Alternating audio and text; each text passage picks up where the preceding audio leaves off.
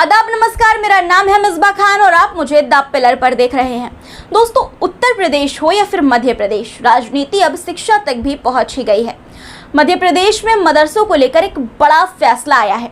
मध्य प्रदेश के करीब 1,500 मदरसों को लेकर सरकार ने कहा है कि अगर मदरसों में गैर मुस्लिम बच्चों को धार्मिक शिक्षा दी गई तो मदरसे की सरकारी मदद बंद कर दी जाएगी। इतना ही नहीं, ऐसे मदरसों की मान्यता भी रद्द कर दी जाएगी। इस संबंध में स्कूल शिक्षा विभाग ने आदेश जारी किया है। इसके मुताबिक कोई भी मदरसा जो सरकार से आर्थिक मदद लेता है वो गैर मुस्लिम बच्चों को दीनी तालीम या किसी भी धर्म की शिक्षा देने के लिए मजबूर नहीं कर सकता।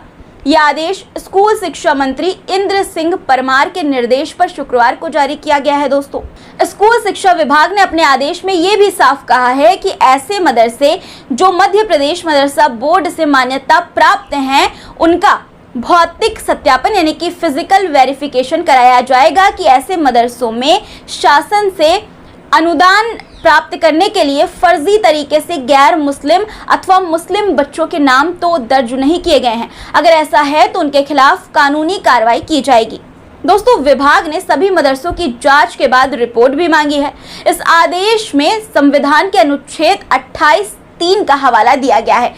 इस अनुच्छेद में कहा गया है दोस्तों कि राज्य से मान्यता प्राप्त या राज्य निधि से सहायता लेने वाले किसी भी शैक्षणिक संस्थान में उपस्थित होने वाले व्यक्ति को धार्मिक शिक्षा के लिए या ऐसी संस्था में या ऐसे संलग्न संस्थान में धार्मिक उपासना में मौजूद रहने के लिए बाध्य नहीं किया जाएगा।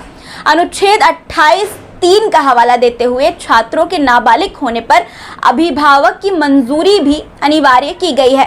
किसी भी धर्म के बच्चों को बिना गार्जियंस की अनुमति के दीनी तालीम नहीं दी जाए, ये कहा गया है। दोस्तों, जानकारी के लिए आपको बता दूं दोस्तों कि इससे पहले सरकार श्योपुर जिले में 50 से अधिक मदरसों की मान्यता रद्द कर चुकी है। दरअसल दोस्तों, मध्य प्रदेश में बाल संरक्षण अधिकार आयोग की जांच में कई खुलासे हुए थे।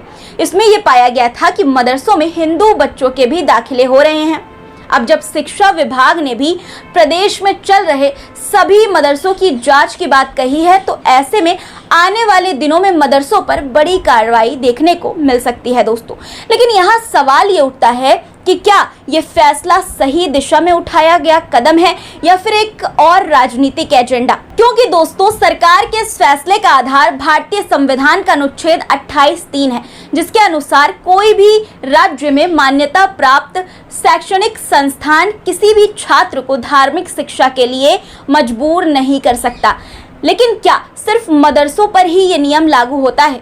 दोस्तों, क्रिश्चियन स्कूल में जब एक बच्चा पढ़ने जाता है, वो वहाँ पर इंग्लिश सीखता है, उसे सिखाई जाती है, तब तो आप नहीं कहते कि क्रिश्चियनिटी या फिर अंग्रेजी बच्चों को क्यों सिखाई जा रही है। इसी तरह अगर किसी पंजाबी स्कूल में जब बच्चे पढ़ने जाते हैं तो वहाँ पर पंजाबी भी सिखाई जाती है। हर धार्मिक स्कूल में जो किसी धर्म विशेष के द्वारा चलाया जा रहा है, कुछ ना कुछ ऐसी चीज पढ़ाई ही जाती है जो उनके धर्म से रिलेटेड है। सवाल ये कि अगर एक धर्म दूसरे धर्म के बारे में कुछ जान रहा है तो इसमें गलत क्या है? अगर मदरसे द्वारा चलाए जा रहे स्कूलों में कोई हिंदू माँ बाप अपने बच्चे को पढ़ने के लिए भेज रहे हैं तो जाहिर सी बात है कि वो चाहते हैं कि कम पैसों में उनका बच्चा पढ़ ले। जाहिर सी बात है कि अगर बच्चा पढ़ रहा है और वो एक लैंग्वेज के तौर पर अगर उर्दू या अरबी सीख रहा है तो इसमें दिक्कत क्या है? क्या मुसलमान के बच्चे स्कूलों में संस्कृत, हिंदी, इंग्लिश, पंजाबी या मराठी नहीं सीखते हैं? अगर उर्दू या अरबी भी कोई हिंदू या किसी भी धर्म का बच्चा सीखता है तो इसमें क्या बुराई है, क्या दिक्कत है?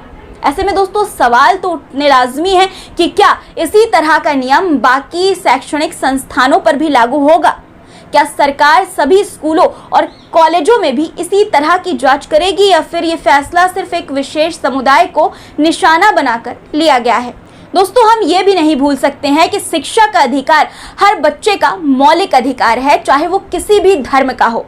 अगर एक बच्चा या उसके माता पिता किसी विशेष धार्मिक शिक्षा को अपनाना चाहते हैं, उसे उस धर्म के द्वारा चलाए जा रहे स्कूल या मदरसे में भेजना चाहते हैं, तो क्या सरकार का यह आदेश उनके अधिकारों का हनन नहीं करता?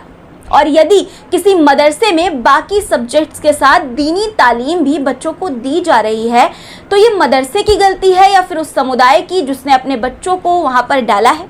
ठीक उसी तरह दोस्तों, जैसे कि हम ये जानते हुए अपने बच्चे को इंग्लिश मीडियम में डालते हैं कि वहाँ पर वो इंग्लिश सीखेगा, वहाँ पर बच्चे को इंग्लिश पढ़ाई जाएगी, जाहिर सी बात है वेस्टर्न कल्चर भी सिखाया जाएगा, जो त्यौहार है वो भी मनवाए जाएंगे। ऐसे में दोस्तों सिर्फ मदरसों को टारगेट करना कितना सही है ये आप कमेंट में लिखिएगा। दोस्तों सवाल ये नहीं है कि कौन सही है कौन गलत, सवाल ये है कि क्या शिक्षा के क्षेत्र में राजनीति का ये दखल सही है। क्या सरकारें बच्चों के भविष्य को एक एजेंडे के तहत डालने की कोशिश कर रही हैं। दोस्तों ये सुनिश्चित किया जाना चाहिए कि हर बच्चे को उसकी पसंद की शिक्षा मिले, चाहे वो किसी भी धर्म का हो। ये मुद्दा सिर्फ मदरसों तक सीमित नहीं है, ये हमारी शिक्षा व्यवस्था और संविधान के मूल्यों की परीक्षा है। तो दोस्तों आपके क्या विचार हैं इस पर, क्या सरकार का ये फैसला सही है आपके हिसाब से? अपनी राय कमेंट में ज़रूर बताइए और हमारे चैनल को सब्सक्राइब करना ना भूलिएगा दोस्तों, ताकि आप तक पहुंच सके हर ज़रूरी खबर। हम फिर मिलेंगे एक नई चर्चा के साथ। धन्यवाद।